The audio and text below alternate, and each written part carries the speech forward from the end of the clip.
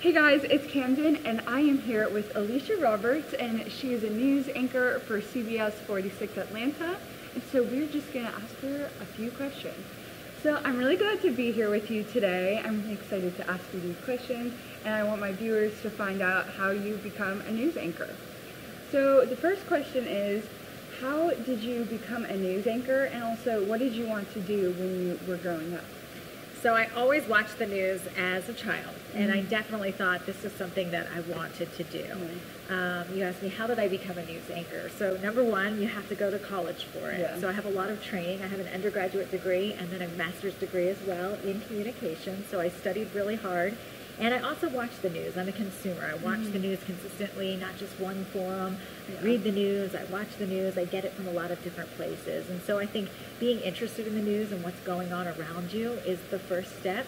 And then you asked me, did I always want to do this? I did, but believe it or not, when I started, I had a ton of stage fright as a kid. That's crazy. So that was something I definitely had to overcome in my life. In fact, I always tell a funny story. When I was in first grade, you see me today on TV, and this is what I do for a living. I speak for a living. But in first grade, I actually went the entire year, and every time the teacher would call on me, I got so nervous that I never answered back. So I was basically quiet the whole year through in first grade. That's crazy because you talk so much on TV, and so like I would have guessed that you just have like the biggest personality even growing up.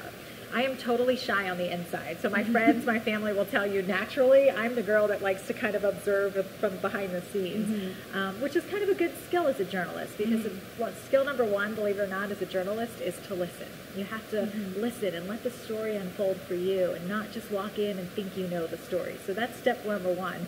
But of course, step number two is being able to communicate that information to your viewers. And so that's where I had to overcome kind of a bit of that stage fright. So the biggest part of being a news anchor, what do you think is most important? Like the hustle, the education, or your network and like people you know? For me personally, I think it's the hustle, and I use a word called grit to describe that, G-R-I-T, and it kind of means hustle, it kind of means thinking creatively, it means finding a way to really achieve what you want in your life, and I often tell the story that I was the first in my family to graduate college. Neither one of my parents went to college. I actually had to work 3 jobs to finance my own way, to pay my own way through college. So I think hustle, I think grit is the most important thing. And if you have a dream and you have a goal, set those goals high and don't let anything stop you in the way. That's crazy. So you just like didn't let anybody bring you down, even though your parents like didn't go to college? Yeah, I think looking up at my background, I was a very ordinary, average kid. You know, if you looked potentially at maybe where I should have been in my life, I don't know that this is it, you know, a top 10 market anchoring. But I had a dream and I set a plan for myself, and there were challenges along the way, but I stuck to it.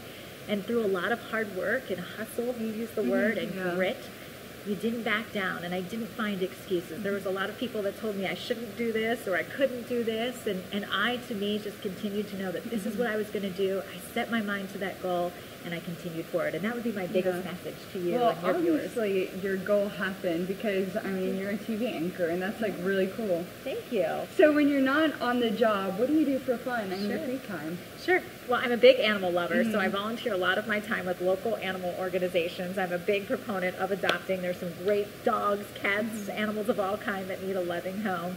But I also love the outdoors, so I love to run and just take a walk, and Atlanta is a beautiful place for that. We've got so many trails and just cool places to go see, and it doesn't cost a lot of money and gets you all that vitamin D, which I think is good for the soul. Did you ever have any self-doubts about becoming an anchor? I know you said that people were pushing you down and telling you you couldn't do this, and so how did you overcome them? Yeah.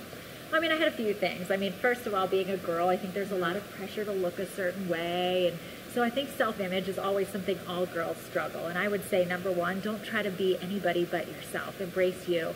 One of the things that's come a long way in the television business is actually uniqueness is something that really stands out. I think, 20 years ago, maybe everybody looked a certain way, but more and more you're seeing so many different looks on television, and I think that's it's a great thing that's happening in our business.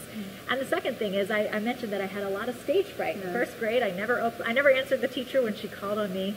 So one of those things that I really did, I said I knew I had to speak. That was a prerequisite for being a TV anchor. And so I took as many opportunities as I could to get over my fear, to not let it take advantage of me. And so I took an opportunity and I sang on stage. Because I figured if you could sing on stage, you could speak on stage. And I took public speaking classes saying, okay, with repetition, I can really find ways to overcome stage fright. And by the way, I've got one technique for anybody who has stage fright. If you have a presentation in class or something that you get nervous for, experts say if you crinkle your toes, so if you squish your toes up in your shoes, it actually channels your nervous energy down, and it'll help you so it doesn't show in your voice. So if you have a speech in class or a presentation in class, crinkle your toes and it'll help channel some of the nerves down. I'll have to try that on my next project. That might be very helpful. Just remember, everybody wants, because sometimes I just get like really stressed on it. Yeah. And so I'll just have to use that advice. Crinkle your toes. It channels the nervous energy down. So in your opinion, how has news and media changed in the past 5 years? Because I know you've been doing it for a while. Sure. Yeah, I've been doing it for about 15 years, so I've got a little bit of experience. But I think the biggest way that news and media has changed is with this, our cell phones. I mean, anybody can be a journalist, and really the process is still the same, telling those stories. And so, if you see stories, interesting, cool people, things about your town that capture you, share it. And that's the beautiful part of technology today. I would also encourage everyone, though, with this power, I think we as consumers of information have to be very critical of it. And I would encourage you to get your news from a lot of different sources and understand where that information is coming from, because that's so important. The source of your information can be really important. And we as consumers, we have to take responsibility for that. Yeah, because not everything on the internet is true. Believe it or not everything on the internet is true. Yes. So can you tell all my viewers where they can find your social media? Sure. I would love it if you would connect with me. I use Instagram, so it's Alicia Roberts CBS 46 on Instagram and Facebook, and A Roberts CBS 46 on Twitter. But please send me a note, and if you have any more questions, I'd definitely be glad to answer them for you. I feel so lucky to be in this position, and I think especially women, I think it's so important for women to help other women and encourage each other. And my message to you is, if you have a goal, get in there, dig in, get some grit, and don't be afraid to fall down, to pick yourself back up, and to work hard for that goal and to make your dreams happen. Yeah, that's such a great message. Thank you. Well, thank you for talking with me today. I've had the best time, and this is an amazing experience. Oh, good. I'm so much a fan of yours already. So thank you for stopping by to our home here, and come back anytime. It was so fun. Thank you guys so much for watching my video. I hope you liked it, and if you did, make sure to give it a big thumbs up. Also, subscribe down below, and make sure to check out Alicia, because I'll put her in the description below. So thank you guys so much for watching. Bye!